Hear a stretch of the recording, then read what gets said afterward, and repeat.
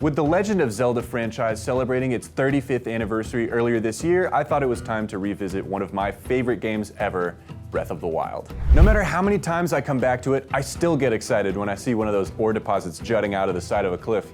It's one of the reasons I always keep a hammer on me, like any good rock hound. Today we're going to take a look at the gemstones available to you in Breath of the Wild and see how similar they are to their real-life counterparts. So how do you come across gems in Breath of the Wild? You can find them in treasure chests, smash up some of these big rock guys, or do what I like to do and bust open ore deposits. You can do this by throwing a bomb at the deposit and detonating it from a safe distance, but you do run the risk of blasting your precious gems right off the side of a mountain. That's why I always keep that fang on me and use a hammer to break the ore up. It's not always as quick, but you're far less likely to lose your gems that way. Both these methods are used in the real-life mining of gemstones too. I mean, miners don't exactly toss dynamite like it's a soccer throw-in, but explosives are definitely used, albeit a little bit more precisely than Link does. One mining method is terrace mining, where explosives are used to carve out step-like layers of rock to expose gem material. The rubble is then washed and the gemstones are extracted, which is how emerald is mined in Colombia. Tunneling is also performed through a 1-2 punch of explosives and pickaxes. And chambering is basically creating a vertical mine shaft off of which tunnels are blasted out from the main shaft in pursuit of veins and deposits. Man, this is kind of starting to sound more like Minecraft than Zelda. Now that we know how to get our gemstones, let's see what the game actually has to offer. We'll start with the only gemstone in the game that doesn't actually exist in real life, Luminous Stone.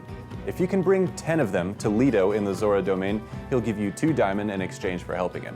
The other thing it's used for is building the Radiant armor set. This weird suit of armor glows in the dark and kind of makes you look like a walking Day of the Dead celebration. It's painted with a dye made from crushed luminous stones, which is why it glows in the dark. This is very similar to how we make glow-in-the-dark paint in real life. Paints or other dyes are mixed with phosphorescent substances like silver-activated zinc sulfide or doped strontium aluminate. The result is a pigment that can luminesce long after its exposure to light has actually ended, glow in the dark.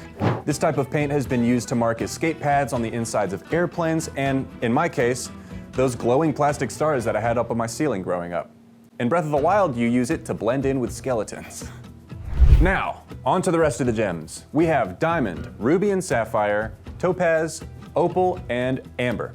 When I play the game, I like to just collect as many as I can and sell them for fat stacks of rupees whenever I'm in town or if I stumble across beetle on the road. You may have been hoping for a rupee video when you saw the thumbnail for this video, and you're in luck. We did do a video about rupees a while back, and if you want to watch that, check the link in the description.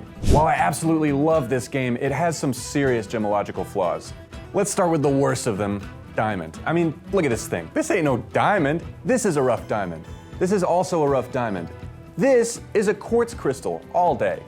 Look, diamond is a part of the cubic crystal system, and the most common form of gem quality rough diamond is an octahedron.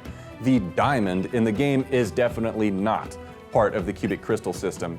It's an elongated prism with a nice termination point and maybe even some twinning going on.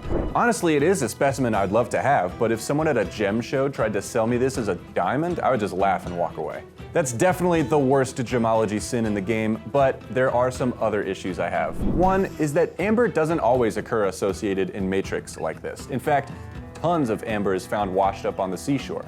The opal in the game has pretty good play of color, and it's on a white body color, which honestly reminds me quite a bit of Ethiopian opal, but it looks a tad bit too orderly for me. Remember, opal occurs when groundwater rich with silica flows down through the rocks and deposits its mineral payload in random amorphous piles of little silica spheres. It's commonly found in matrix, and I guess that this opal shape could be the result of the cavity it formed in, but still, it's a little sketchy for me. Topaz can come in a variety of colors, including the yellow that we see in the game, but it's part of the orthorhombic crystal system, a less than orderly crystal system. This gem in the game looks like it could be tetragonal, which is a much more approachable, orderly crystal system with nice, four-sided prisms. Again, it's nice to look at in the game, but it's not very topazy. It's more like a chunky wolfenite. The ruby and sapphire in the game almost look passable. They're both corundum, which belongs to the trigonal crystal system. The trigonal crystal system can often have six-sided crystal prisms like what we see in quartz. This is one way that sapphire can form, and in the game, sapphire looks like an, albeit really squat, six-sided crystal. It's not quite as elongated as I would expect from a sapphire bipyramid, but in this case, I'll let it slide. Ruby, on the other hand, forms as squat little crystals naturally, so it's also kind of true to form. My main issue with the corundum in the game is that in real life, Ruby is usually worth more than Sapphire. But in the game, the opposite is true. Sapphire always sells for $260 and Ruby sells for $210. So in short, the opal and the amber are fairly realistic. The rest though, it's pretty rough stuff, pun intended, especially the diamond.